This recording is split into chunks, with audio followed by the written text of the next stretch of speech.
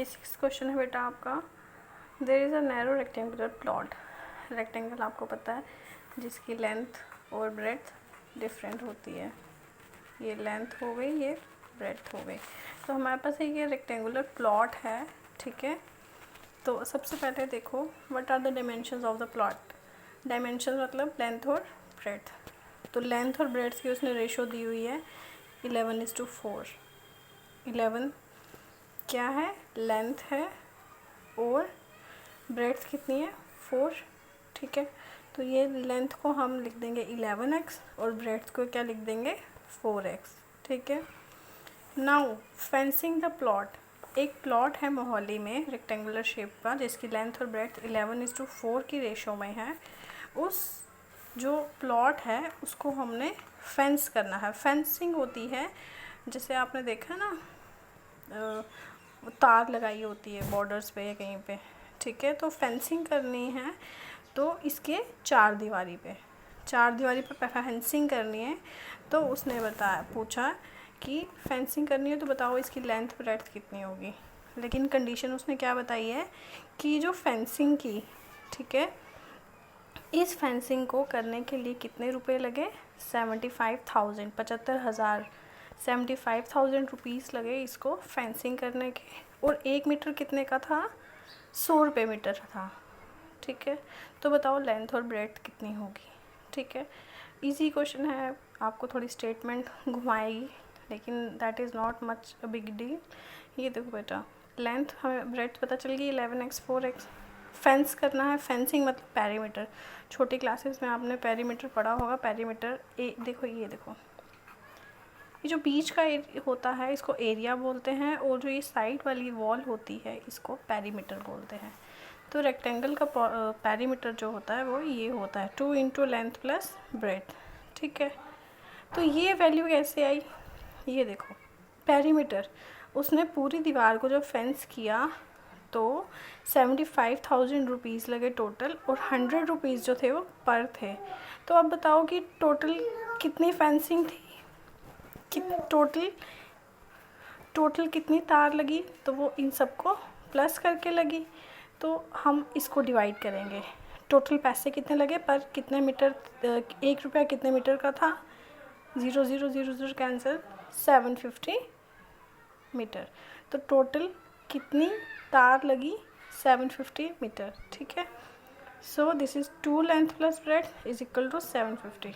2 into length 11x 4x, ये हो गया 22x, और ये बन गया 8x is equal to 750।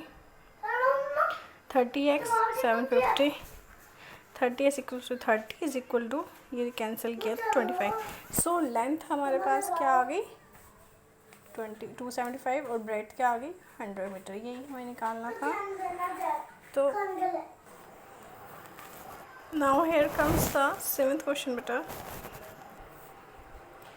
Hasan जो है वो एक टेलर है, ठीक है।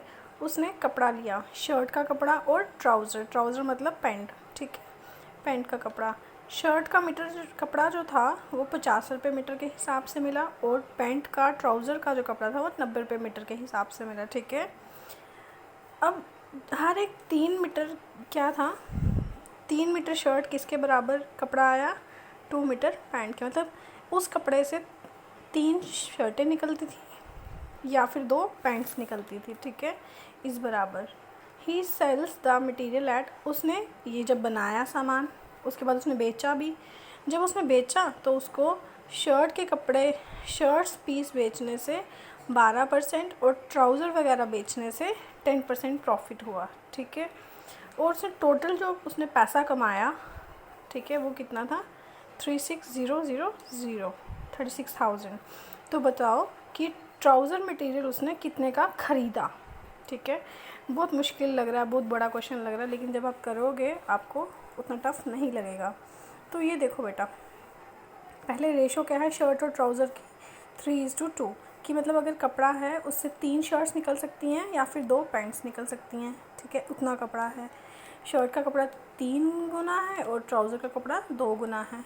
तो शर्ट मटेरियल कितना हुआ 3x, और ट्राउज़र मटेरियल कितना हुआ 2x। ये वैसे ही है जैसे लेंथ ब्रेथ में हमने रेशियो को फिर x कर दिया था 11x 4x, वैसे ही shirt material 3x, trouser material 2x। अब कॉस्ट कितनी है शर्ट की, ये देखो 3x है शर्ट और कितना रुपया मीटर है 50 मीटर, तो उस 50 रुपये मीटर मतलब अगर इतना कपड़ा है 50 रुपये मीटर के हिसाब से तो इतने का कपड़ा आया, और अगर 2x कपड़ा है 90 रुपये के हिसाब से तो 180x रुपया कॉस्ट है। ठीक है, वो तो हमने निकाली कॉस्ट कि कितने रुपए का कपड़ा उसने ख़रीदा, x में ही है, लेकिन अभी हम सॉल्व करेंगे। अब है कि सेल, शर्ट की सेल कितनी हुई। ठीक है, तो बेटा वो कैसे आएगा, कॉस्ट ऑफ शर्ट मटेरियल, ये देखो cost of shirt material plus profit. ठीक है, एक मिनट को, कॉस्ट ऑफ शर्ट मटेरियल कितना है 150 और ट्राउज़र मटेरियल 180। पहले हमें शर्ट मटेरियल लेना है 150, तो यहाँ पे देखो ये 150 ले लिया कॉस्ट ऑफ शर्ट मटेरियल, और प्रॉफिट का फॉर्मूला क्या दिखाया हमने, दिस इज़ कॉस्ट प्राइस, यहाँ मैं लिख देती हूँ कॉस्ट प्राइस, ठीक है, इनटू प्रॉफिट अपॉन 100, ये फॉर्मूला लगा है। ठीक है, कॉस्ट प्राइस 150 इंटू इतना प्रॉफिट हुआ, 0 0 कट जाएगा, 15 12 180 होता है अपॉन 10, 0 0 कट जाएगा, 18 आया, 150 में 18 ऐड करोगे तो 168x आ जाएगा। तो कपड़ा ख़रीदा कितने का था 150x का। ठीक है, और कपड़ा बेचा कितने का 168x का। ठीक है, वैसे ही आप ट्राउज़र का मटेरियल का कॉस्ट निकालोगे, सेल निकालोगे कितने का बेचा, तो ये है प्राइस कितने का ख़रीदा था, उसमें प्रॉफिट कितना हुआ, ये क्या बना वही formula cost price into profit upon 100। 0 0 cut जाएगा,